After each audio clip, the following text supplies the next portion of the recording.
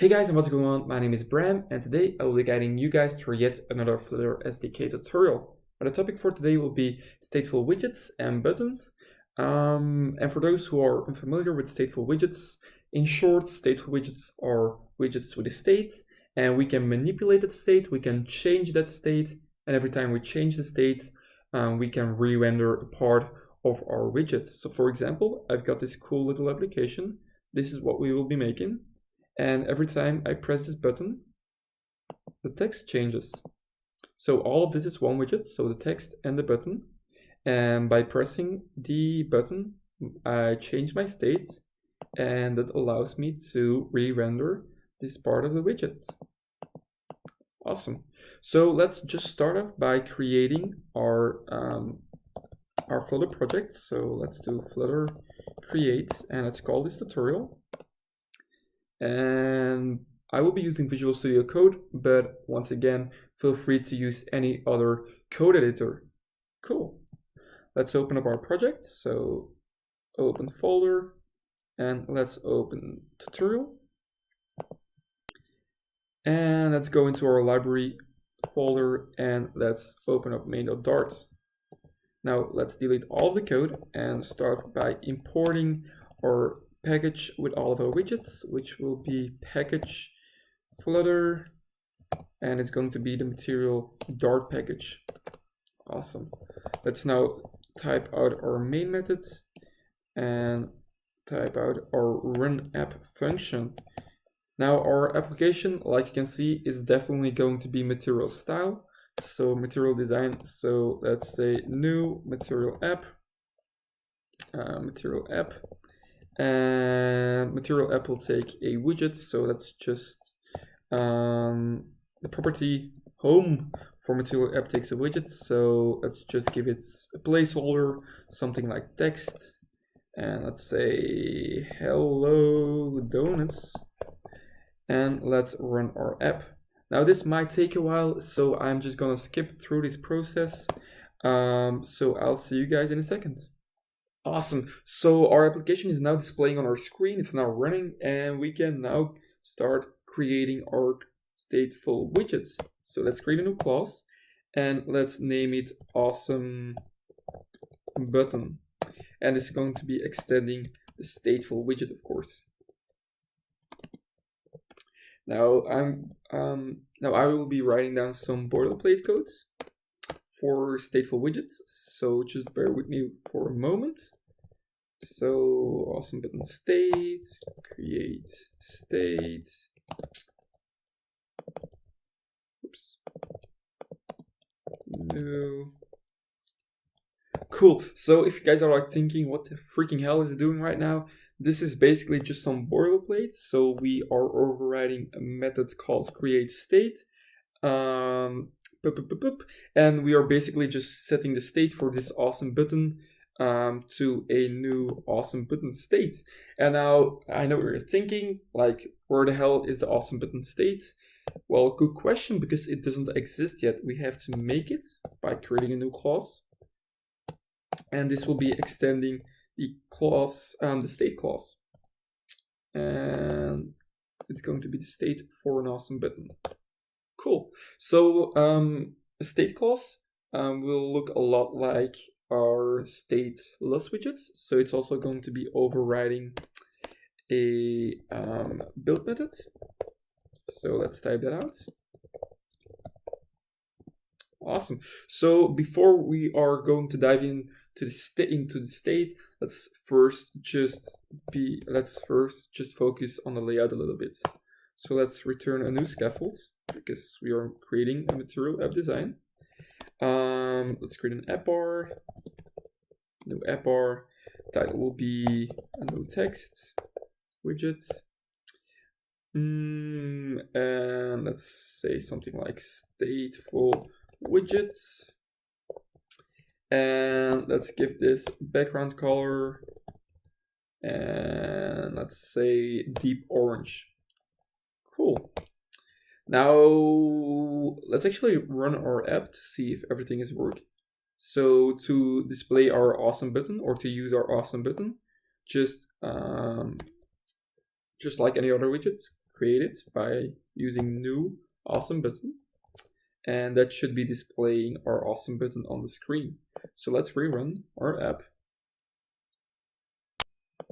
And now we got that beautiful material design with our app bar. Awesome. Let's now create our body.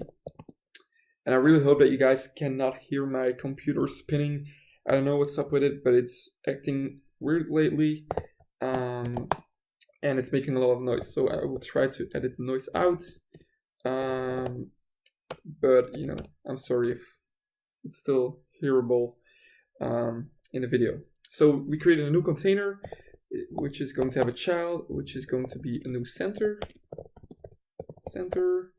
And this center is going to have a child, which is going to be a column. Oops, a new column, of course. And this is going to have some children. And they are going to be of type widget. And they're going to be an array. So in the example app, we had a text widget and a button widget. So let's do that right now. So let's create those right now. Let's type out a placeholder, something like I love donuts. Cool. And let's create a button. So let's actually make an icon button.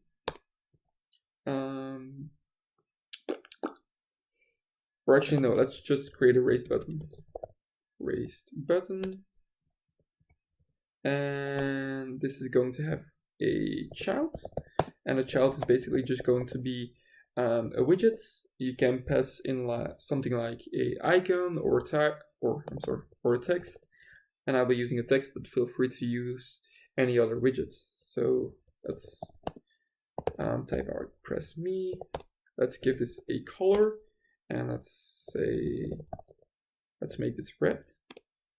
And a raised button, or pretty much any button, also has a onPressed property. And let's now just type out null, but we will be filling out this in a moment. Cool. So let's rerun our app one more time. And it's not centered. We did center it, but we also need to center it in height. So to do that, we can go to our column and type out main axis alignments. And the main axis for a column is basically going to be the height. So main axis alignments dot center. Let's rerun this. And this should be working. Awesome. Now, you might have noticed that we have assigned a color to our button, but it's not showing up.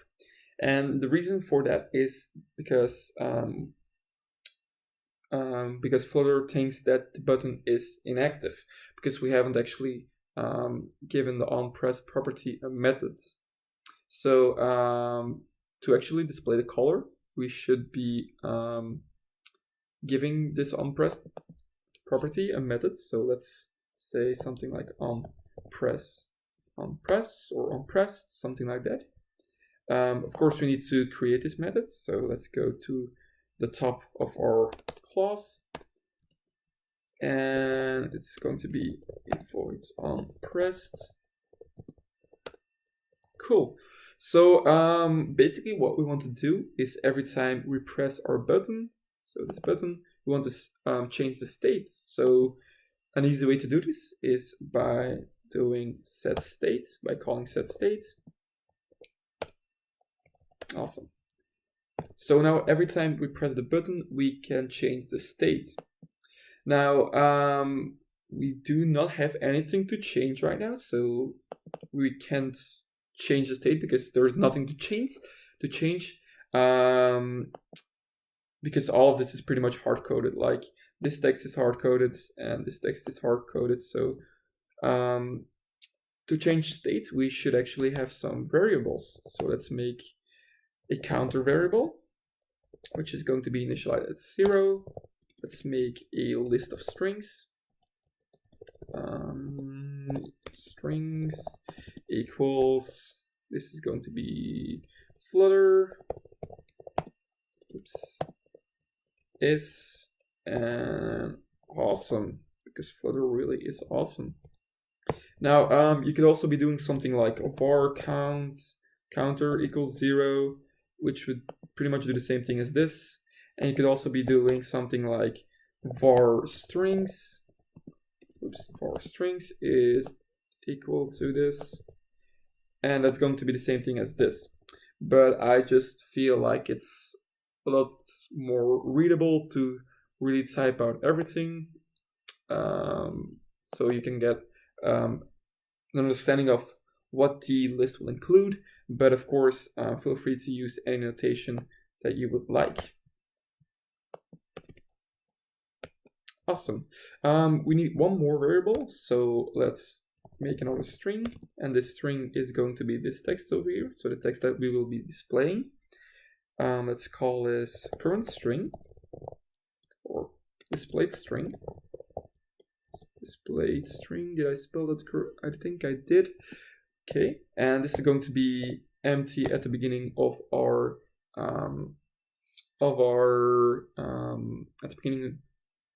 just at the beginning when we create our widget. So we need our counter to loop over this list, this array, and we need to be assign one of these strings in this array to this displayed string. So let's first of all start off by changing our new text string to our displayed string. So if we rerun our app right now, we should be seeing an empty string, and our button should be red right now. Awesome. So when we press our button, nothing happens because we are not changing the state actually.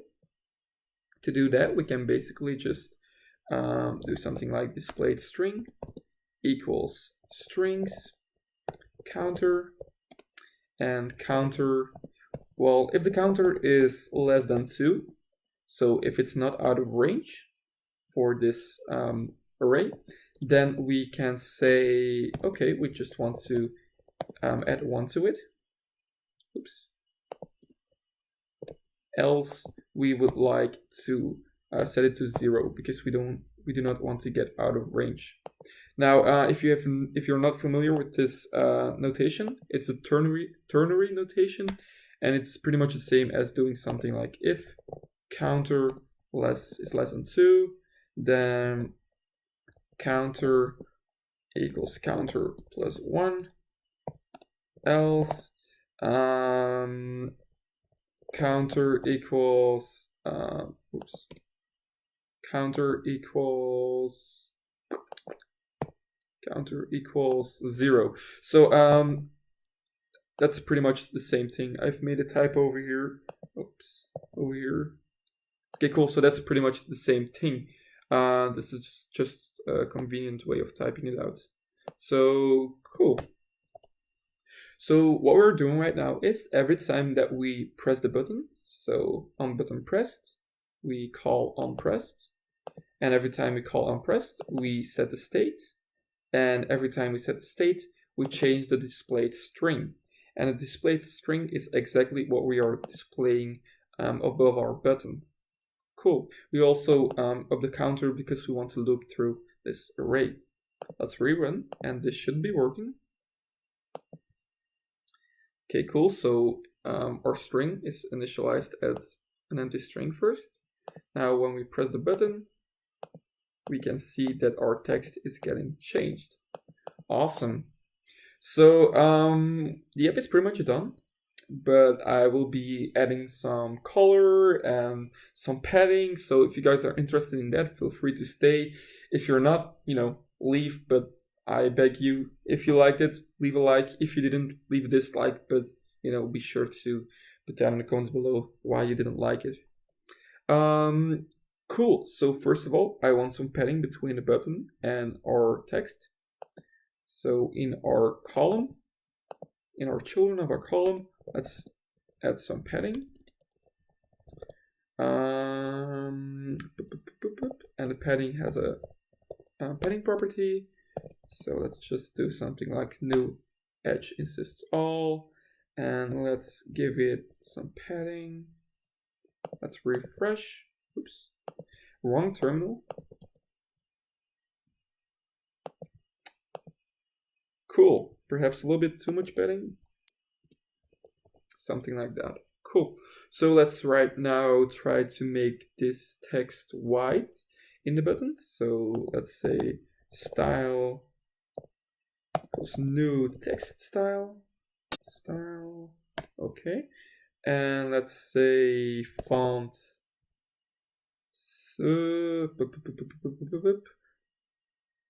First of all, let's say color equals.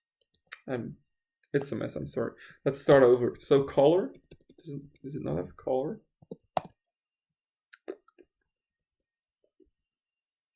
I'm freaking out. So style equals new text style. And text style, text style has the color property. So style has a new text style, and let's set the color to white. Cool. Now I would also like to perhaps make this italic. So let's do something like font style equals font style dot italic. And let's also make it a little bit bigger. So font size will be something like 20.0. Let's refresh. Awesome, that looks a lot like the button from the previous app, from the original app. Cool. Let's now focus on this text. So displayed string. Let's add some style, a new text style, and I like the black color, but let's make it a little bit bigger. So font size will be, let's say 30.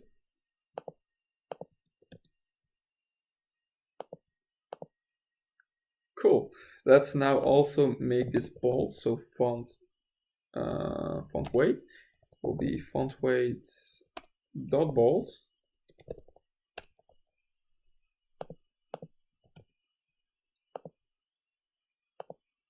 Awesome. So this looks pretty good. At least I think it looks pretty good. I really hope you guys enjoyed, because this is the final results. All of the code will be posted on GitHub. So if you guys couldn't follow, or I went a little bit too fast, be sure to check that out. It's free to use, so do with it whatever you like. And yeah, this is pretty much the video for today. Really hope you guys enjoyed. Leave your suggestions for future tutorials in the comments below. Leave a like if you liked, or leave a dislike if you didn't. And cool, I'll see you guys in the next tutorial.